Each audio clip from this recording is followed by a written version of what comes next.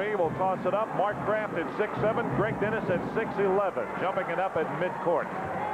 Randy, an excellent half-court team in VMI against a team that loves to put a lot of offensive pressure on you in East Tennessee State. Keith Jennings buries a three to start the ball game. Remember, the same thing happened yesterday. East Tennessee State put 9 quick points on the board and then had a struggle to come back and win it later on. Inside, Mark Kraft got it. VMI has selected to go and challenge Dennis immediately and see whether or not he could respond defensively. Jennings again. Misses this three. Marty Story up and got it. Marty Story was a bull on the offensive board yesterday for the Buccaneers. Roamed the baseline beautifully yesterday, Randy. Did a nice job. Offensive rebounds. Evident right there once again.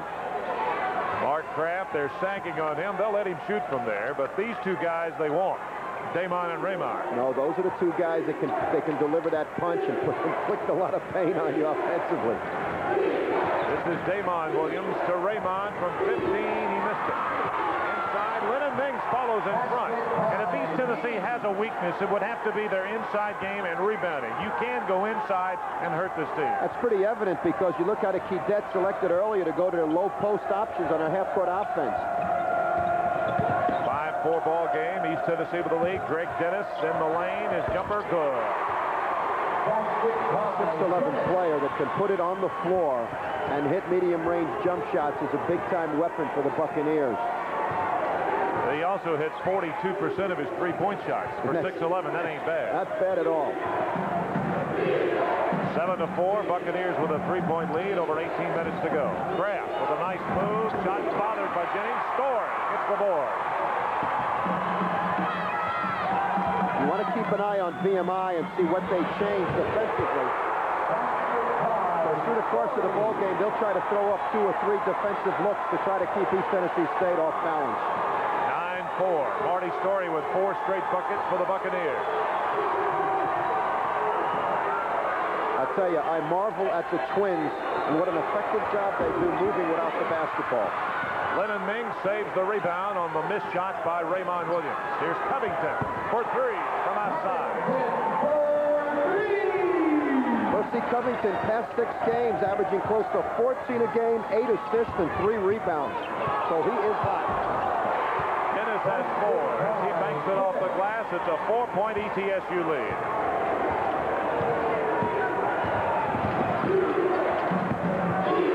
It's going to be very difficult for East Tennessee State to try to apply intense pressure at all positions as they did yesterday because VMI has firepower from 3 positions, point guard and both wings. Damon Williams fills it up for 3. This could be a real shootout. A lot of points could be scored. We already had 21 and we're less than 4 minutes into it. Well, it's going to get exciting with the fact that you're going to see multiple defenses, excellent one-on-one play, open court situations, and prolific jump shooters on both teams. There's the shot by Lennon Mings. It makes it gives VMI the lead at 12-11. That followed the miss by Major Gear a moment ago.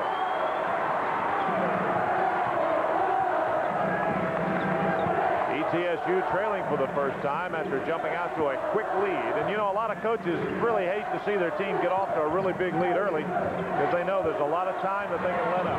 Calvin Halford bangs it in. You notice at VMI a little change in their game plan. They're not taking away passing lanes. They're playing contained man-to-man, emphasizing on keeping East Tennessee State in front of them and take away any cuts through the lane.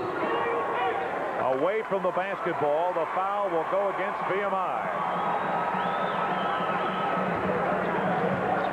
And with 15:57 to go in the first half, we're going to take a break. ETSU has the ball and a 1-point lead when we come back to Asheville. Stay with us.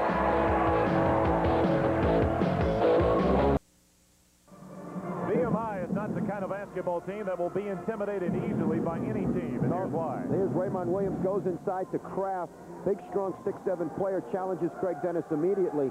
And then we have a look here with one of the Twins, Raymond, missing the jumper. And Lennon Mings, as you mentioned, Randy, VMI very active on the offensive board, delivers a stick back. 1-point Buccaneer lead. Keith Jennings brings it down. have a triangle in 2 by no, they come out man-to-man on a match. No, it's a triangle in 2. They're just extending the man up top in Percy Covington. Raymond went for the steal, didn't get it. Greg Dennis open, missed it. Rimmed out on it. Raymond with a rebound. 58% shooter right there, Percy Covington, last 6 games.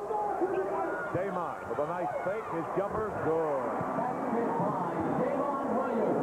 You know, Georgia Tech has the trio that they have in Oliver and Scott and Anderson, and VMI on the Southern Conference level with Covington and the 2 twins. They go to Dennis off the block. He'll pull up and fire. Missed it. Rebound by Davon Williams. Now that's to the advantage of VMI with Dennis just staying with perimeter jump shots because it gives you an excellent box out opportunity.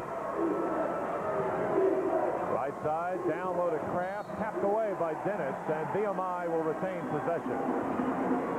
And here comes Chad Keller and Alvin West into the lineup. Keller will replace Marty Storrs, and Gear will sit down for Alvin West. Example of the great depth that they have, where they can go 9 deep if need be, and no major drop-off in the talent level.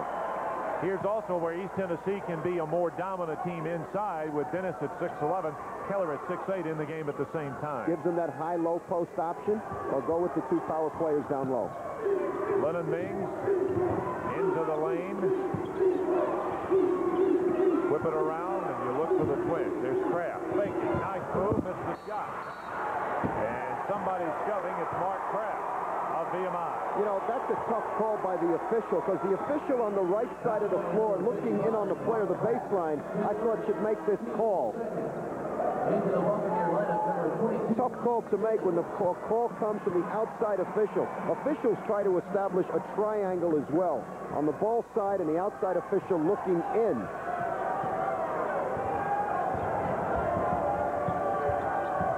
Keith Jennings, too much pressure by Raymond Williams. So Raymond with his first foul. 3rd team foul on VMI this half. There's the Southern Conference Coach of the Year, Les Robinson. Little hand check there. Nice call by the official, but I think early on that hand check hasn't been called. You might want to warn a player first of all. Calvin Talford inbounds to Chad Keller. Keller, they leave him open, and he got it. He's starting off with his finish yesterday. 6 out of 6 now from the field by Chad Keller. And he loves the 6-man roll.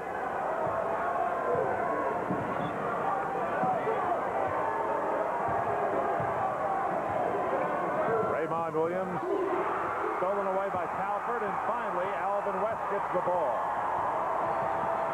Here's West with it now. Dropping it to Jennings. Bang! Keith Jennings from the corner. That's where they can kill you. Penetration off the dribble, kick it out with shooters on both sides of the defense. We mentioned earlier, you must contain them up top. Here's Damon Williams. Percy Covington, they go down low to Kraft. Covington missed it. Long rebound controlled by the mister.